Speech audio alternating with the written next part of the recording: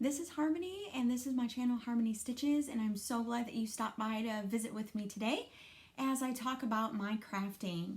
Lately it's been cross stitch and knitted dishcloths, and that's probably what we're going to talk about today. So we'll just go ahead and get started. I want to thank everyone for subscribing, liking, and commenting on all of my videos. It really is an encouragement to keep going and making these videos to come and chat with you each week. Sometimes it's a little hard because you never know what's going to happen once you post the video, but I've gotten nothing but good feedback, so I just want to thank everyone for that. So this week I've been working on Pandemic by Long Dog Samplers. I've been working on my Secret Stitch, and which I'll show you, and the Alice in Wonderland Sal by Owl Forest Embroidery, as well as the knitted dishcloths that I got orders for. And I'm super close to having them done, and I'll show you where I got. So the very first order that I got of the knitted dishcloths was for purple, blue, and yellow, and she wanted square. So I decided to make her some just regular plain knits. So I have the yellow and the blue one finished. I have to weave in the ends on all of these still. So I have a long way to go on that part. And then I am just about finished with the purple one. I was actually working, I had to go to church today and work on the broadcast team. And I think I said this before, there's a couple of times where I have some breaks. And I took this with me and I was working on it. I got a couple rows done. But then, you see how small my ball is? This is wrapped around it, the end. It got all tangled up and I had to stop because I didn't have time to untangle it. So, but I did get a couple rows in. So I'm almost done with this one. But then the fancier ones that I made were the Garter Slip Stitch by Wildflower Wool. I got the blue one finished, the yellow one finished. I think I had those done last week. And then I finished the purple one. I really like the texture on these ones. So thank you, Louise, for making that pattern. So just a couple more rows, probably 9, I think I'm at. 9 rows and I will have those done. I am super happy that I switched needles. I love the fabric on these much more than the other ones. Then her co-worker wanted creams, browns, and beiges, and I found Sahara Splash by Premier Home. She wanted 2 circles or rounds, 2 squares, and 2 diamonds. So here's, they're both similar, the round ones. And you start knitting here, and you knit like a little wedge, and then a little wedge, like little pie slices. And then by the time you get done, then you take your end where you bound off, and then you sew up that seam. So it is a circle. It just doesn't look like it right now. I kind of like how the Sahara Splash actually goes from light to dark. You can't see it much on this one. Oh, this one you can see. See how it's really light in the cream and the brown, and then it goes around and it gets darker. You can actually see that on the square one as well, how it's really light and the coloring gets darker. I really like that. You can see a little bit on the middle of this one too. And then, so those were the squares, and then these were the diamonds. These are the same, this is the same pattern that I used for the knit-a-thon and for Leslie's order, the one that I just finished. But you can't really tell because it's much better fabric than, I think my edges might be a little too tight. I'm not sure, because they're kind of puckery. I don't know if that will block out after you wash them the first time, but I do like the coloring. And the variegated colors, the splash, actually comes with less footage, less yardage. This is what I have left in this Sahara. This is what I have left in the yellow and the blue. And for some reason, I won't have as much purple left over, but that's okay. I think what I'm going to do is take those 3 colors, the yellow, blue, and purple, and I'll make some color blocked ones just to have in my stash in case anybody wants them later. So that is the knitted dishcloths. I have all these ends to weave in, 2 circle ones to seam up, but it's good. It's great.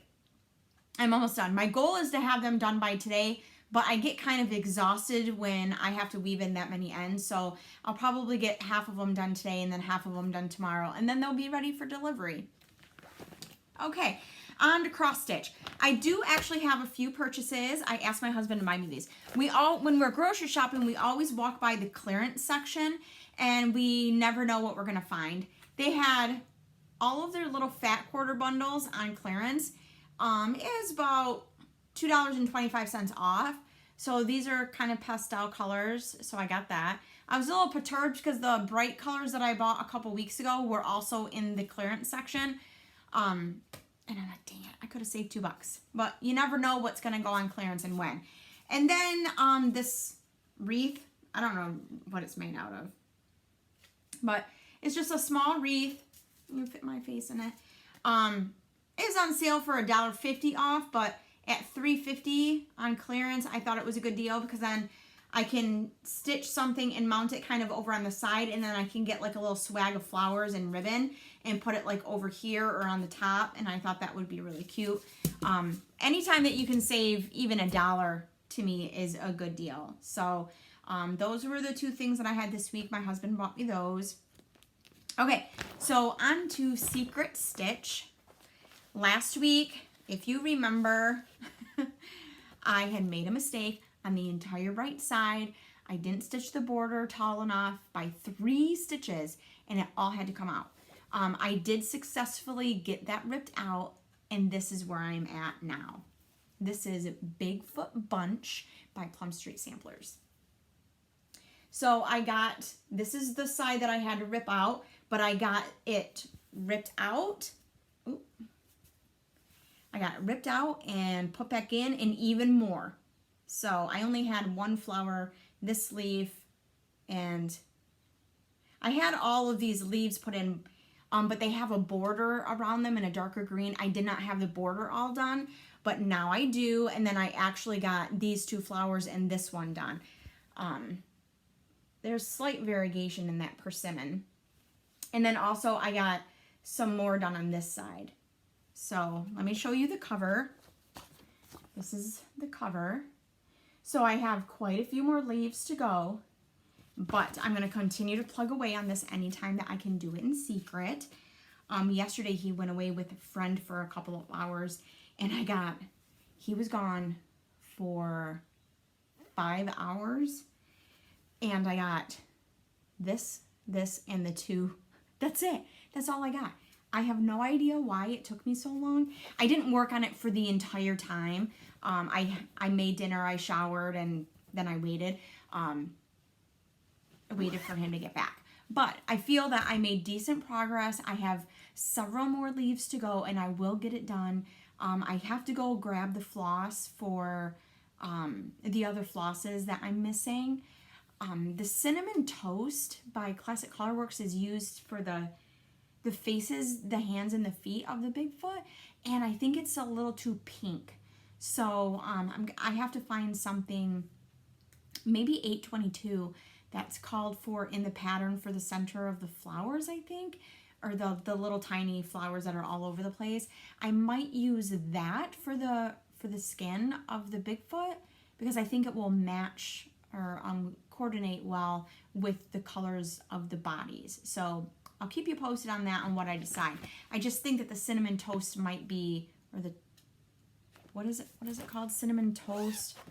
I think it might be too pink. I saw a picture on their Instagram the other day. Yeah, it's called Cinnamon Toast. I just think it might be too pink. So we'll discuss that when I get there. But otherwise, I'm going to continue plugging away at those leaves until I get them done, and then worry about the rest of the stuff when I get there. I do have 822 in George Decorates for Martha, so I'll go ahead and, I had bought an extra skein, so I'll go ahead and pull a couple strands. It won't take very much to get that done.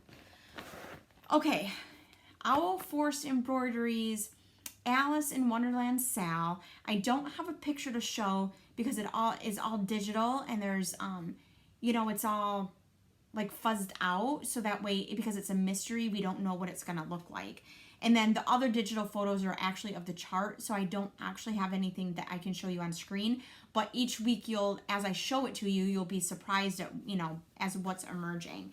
So last week I was behind. This past Friday, no, I'm 1 week into the second clue. Each clue comes out every 2 weeks.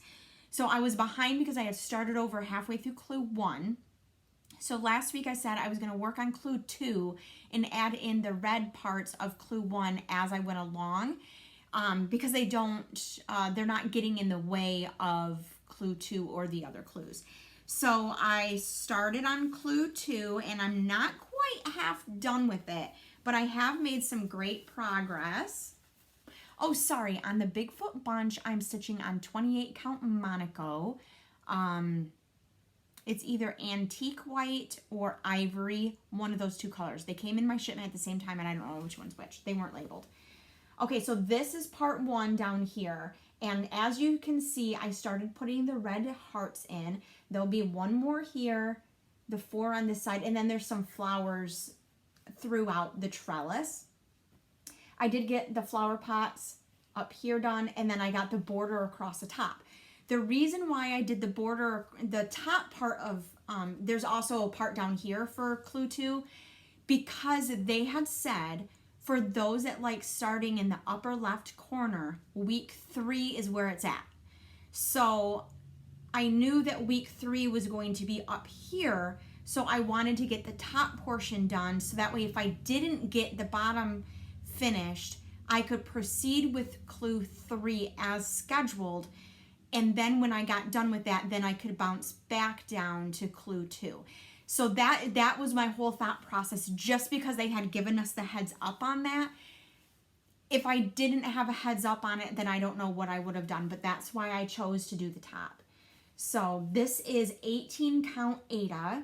It was white. I coffee tea-dyed it. Ooh, that's a good color right there. I coffee tea-dyed it. Oops, it's upside down. And backwards. I don't know how that happened. So yes, it's wrinkly. Even the modeling is going to make it look like there's wrinkles in it. And I think it kind of, that look gives it a little something special. And since I did it myself, then I will always know that, hey, you did that. I did iron it before I started. However, I didn't want to use steam because I didn't want it to affect the coffee. But I will iron it more as I go along, maybe every couple weeks or so. But I mean, I like the way that looks. And I'm very happy with it. If you remember, I started on a 36 count linen that was quite a little bit darker than this, but I did not like it. My tension was too tight, so it was pulling the linen threads, and I just didn't like it. And stitching with one strand for me is difficult. Once I get started, I can kind of get on a rhythm, but it's not, I would much prefer to use the loop method and do 2 strands. But so far, these are the colors. I have not used any new colors this week. There's on the bottom section, there's more flower pots, and they have white roses. I think it's actually 712, DMC 712, which is a cream color. And I think it will look really good on that fabric. If this doesn't work on the fabric, then I'll probably change to 3865, just because that's it's a white, but it's off-white. That way it will pop a little bit, but it won't be like B5200 where it's like super bright white. So we have DMC 471 for the light green, which we may be done with the light green. The materials page actually says that it only uses 2.7 yards. So with the section that I've already done, it might already be done. I'm not sure. 221 for the red. It's a deep blood red. 3345 for the dark green. This actually for 18 count or 36 count with 2 threads. It has 3 skeins. So don't worry, I have 2 more. 300 for, oh yes, 300 for the brown. It's like a copper brown, and this is for the flower pots. I did add that this week. And then 3776 is the orange, which there'll be more orange on the bottom. I'm kind of concerned about it though, because it's not symmetrical. One side of that border is longer than the other side. So I might just wait and see what happens to see if there's a purpose to why it's not symmetrical, because I might make it symmetrical. I'm not sure. Okay, and then the last whip that I have this week is Pandemic. I did get a page finish on page 16, so it's the bottom left page.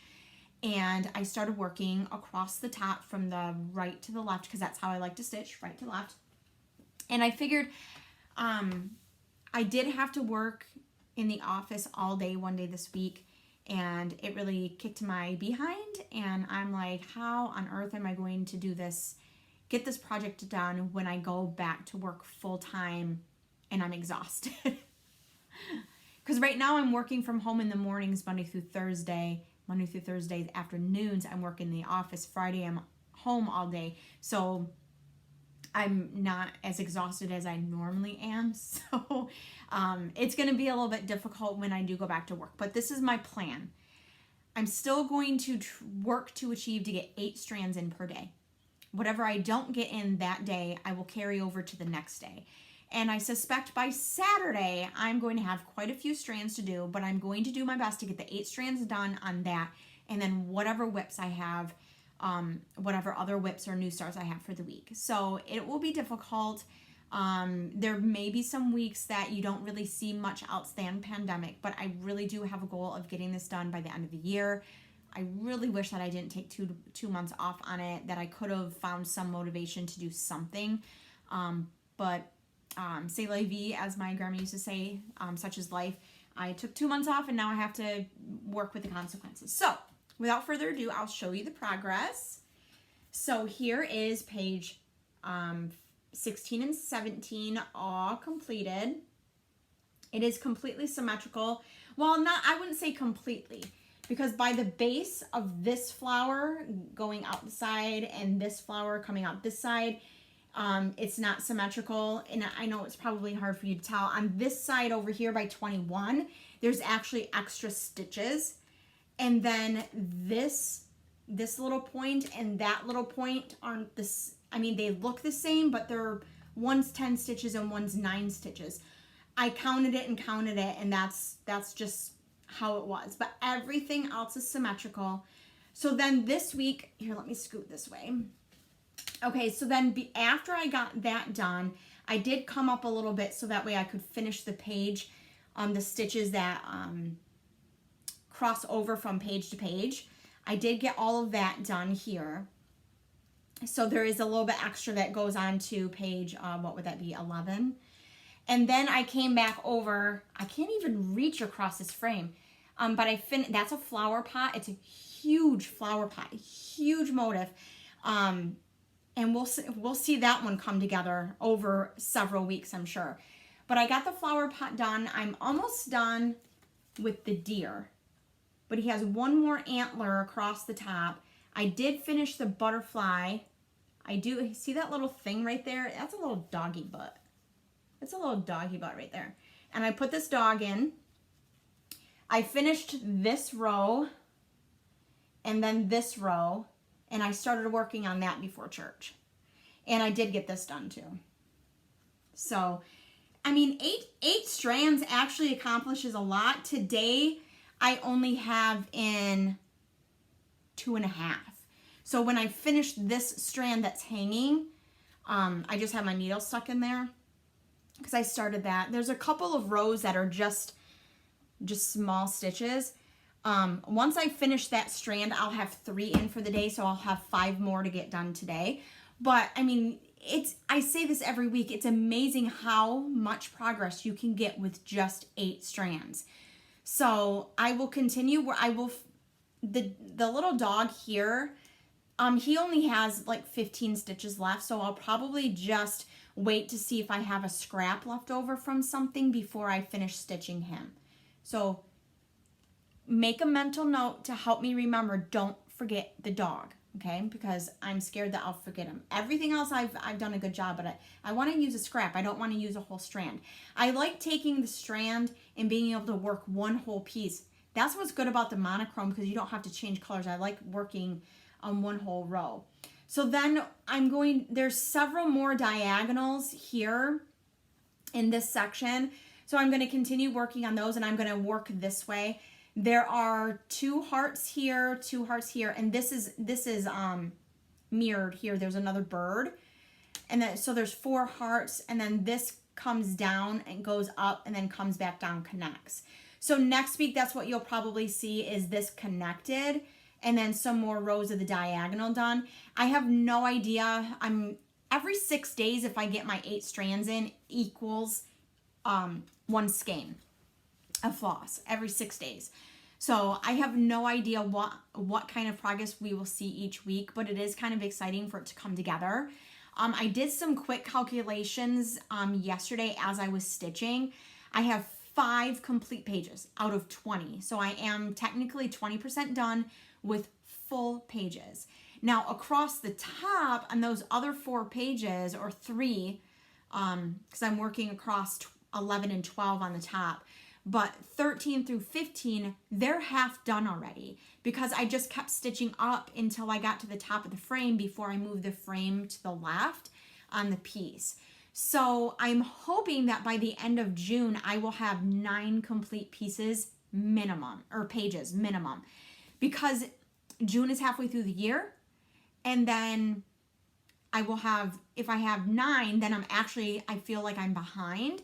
But with the 8 strands a day, I can get over 2 pages done. But like I said, with me going back to work at the end of June, and we got a memo the other day, I think it's end of June I get to go back full time, or beginning of July. So then I will not have as much time, because right now I don't have a commute in the morning. So I get 25 to 35 extra minutes every single day just because I don't have a commute. And then same thing in the afternoons, Monday through Thursday, I have a commute home. But Friday, I don't have a morning commute or an afternoon commute. So I save an hour and 15 minutes because I don't have to go anywhere. And I can get 1 strand put in about 12 to 15 minutes. So you see how, like, even my commute time saves me, and I can get a couple of strands in. So but we'll see it unfold together every single week. And I know that some of you will really be sick of it by the end of the year, but I love how some of the pieces, you can see them emerging as the days go on, by me getting those strands in. And this one motif right here, this one, it took me 3 days to stitch that motif just from using my 8 strands. I think the one day I kind of bounced around because I'm like, I don't want to stitch that anymore. So I did bounce around and put a couple strands over here, and then I came back, and but it did take me 3 days to get that done. But I was so happy when I got it done, because I'm like, oh my gosh, look at that. And then as the next motif and the next motif and the border and that border and that border, comes through, and the little animals. So I hope that you all are excited to see it, as I am. So that is all that I have to chat about today. The knitted dishcloths are almost done. If I will get them done before I come back, so I will take a picture of them also, that way you can see them. And I'll probably try to get them up on my Ravelry page too. So if you follow me on Ravelry, then you'll see them completed there. So that way, if you have any questions, then you can reference back and see what needles I used and what yarn I used. That's a really helpful place to go and look at all of that stuff. I will continue working on the sal and the secret stitch until the sal gets done at mid-January or the end of January. The secret stitch, obviously, I need to get done by June 20th. And my daughter said that she believes that it will be best in just a plain frame, maybe one that looks more, it's wood but looks rugged a little bit, to be more outdoorsy, but she believes that will be the best finish for the recipient of this piece, so of the project. So hopefully you will see lots of progress on those next week, and I would like to hear what you all are stitching on or what you are making. I know that there's all different kinds of crafts out there, and we're all eclectic on what we do. So I want to hear from you. What are you working on? What is the craft that you choose to do with your hobbies and your time? So comment below. I would love to discuss it with you. And last week in the comments, Katrina and I were talking about bleaching the dishcloths. I did talk to my coworker about it. She understands that the bleaching of the cotton yarn will diminish the color over time, and she said that she's okay with it. She said what she does is she sprays her sinks in the kitchen with bleach. She wipes them out with the dishcloth, and then she does the dishes, and then she bleaches the sinks again. And then when she does the laundry, the dishcloths get bleached there as well. So she knows that it will diminish the color, but she's a self-proclaimed germaphobe, she said, and so that's how she proceeds to do it. Yes, the labels tell you not to bleach, but I think it's just to protect the color, the dye on the yarn. So, but of course you have to do what you have to do in order to feel comfortable using your washcloths, whether they're hand knit or not. And if you choose to bleach, then you do. And I would say if you like to bleach and you don't want to ruin the color, then go ahead and use white. There's nothing wrong with white, or you could even use black. Whatever floats your boat, whatever gets the job done in this case. So otherwise, I have rambled on quite a bit. I will see you next week. Have a great one, and I hope to hear what you're working on. Bye.